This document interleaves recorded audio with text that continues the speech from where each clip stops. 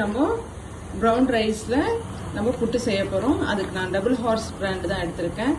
இந்த பிராண்ட் வந்து செம சூப்பராக இருக்கும், புட்டு சாஃப்டாக இருக்கும். வாங்க நம்ம எப்படி செய்யலாம்னு சொல்கிறேன். இப்போ இந்த புட்டு மாவு போட்டோம். இதில் நம்ம இதுக்கு தேவையான அளவு உப்பு போடணும்.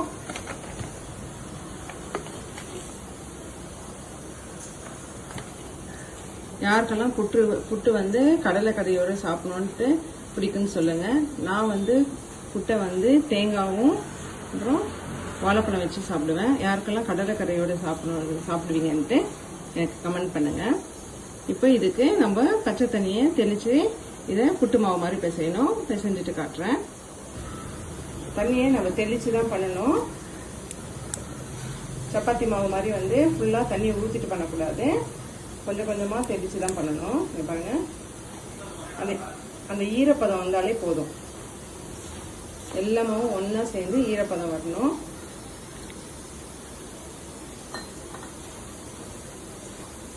ப்ரௌன் ரைஸ் ரொம்ப நல்லது உடம்புக்கு.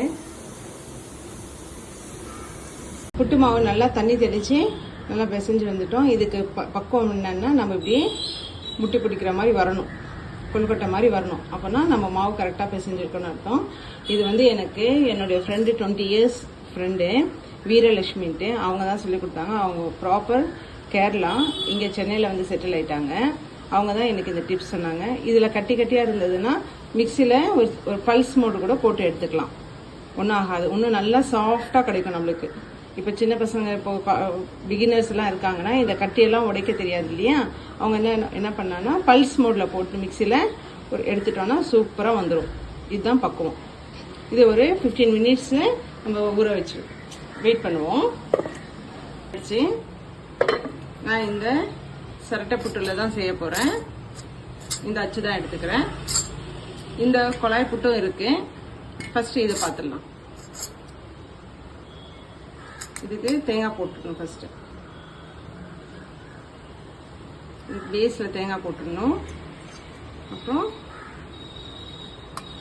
மாவு போடணும். ரொம்ப அப்படியே ப்ரெஸ் பண்ணக்கூடாது. மாவை போட்டு இப்படி நல்லா அழுத்தக்கூடாது. ஜஸ்ட் அப்படியே பூ மாதிரி போடணும். அதுக்கப்புறம் அது மேலே தேங்காய்.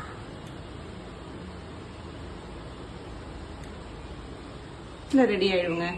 ஓவரால் டைம் பார்த்தீங்கன்னா 1/2 hour தான். செம ஈஸி. பிரேக்ஃபாஸ்ட்டு, டின்னருக்கு சாப்பிடலாம். ஈவினிங் ஸ்நாக்ஸ்க்கும் பசங்களுக்கு செஞ்சு கொடுக்கலாம். வாங்க நாங்கள் இப்போ எப்படி செய்யணும்னு பாருங்க. இப்போ வந்து தண்ணி போட்டு கொதிக்க வச்சிருக்கோம். நல்லா தண்ணி கொதிச்சாதான் நம்ம வந்து புட்டு சாஃப்டா கிடைக்கும். நல்லா கொதிக்கும் போது நம்ம என்ன பண்ணணும்னா இதை வச்சிடணும். இந்த ஹோல்ஸ் வழியா ஆவி வரும். ஆவி வந்துச்சுன்னா புட்டு ரெடி ஆயிடுச்சுன்னு அர்த்தம்.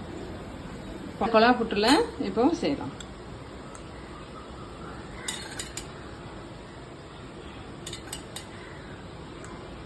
நான் புட்டு செய்யறதுக்கே முக்கியமான காரணமே வந்து வீரலட்சுமி தான். அவங்களுக்கு ரொம்ப தேங்க்ஸ்.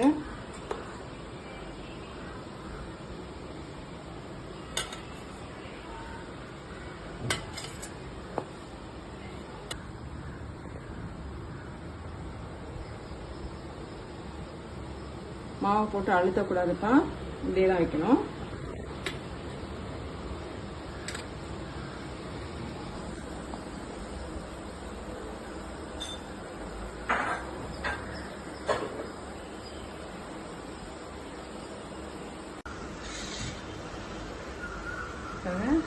புட்டு நல்லா வெந்திருக்கு.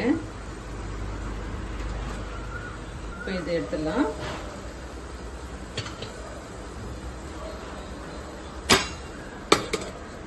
இந்த புலா போட்டு இதை வச்சுக்கணும்.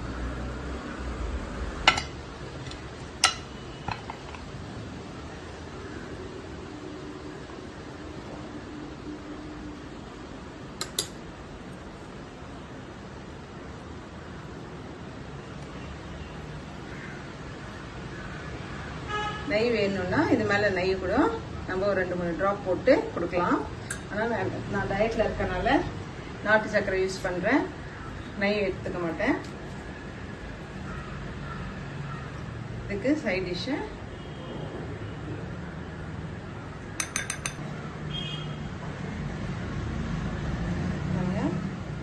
எவ்வளோ சாஃப்டாக இருக்குது பாருங்கள்.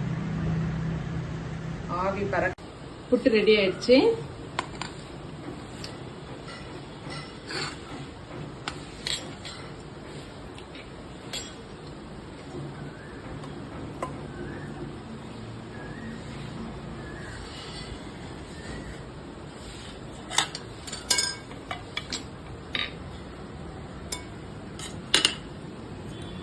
பாருங்க எவ்வளோ சாஃப்டா இருக்குங்க.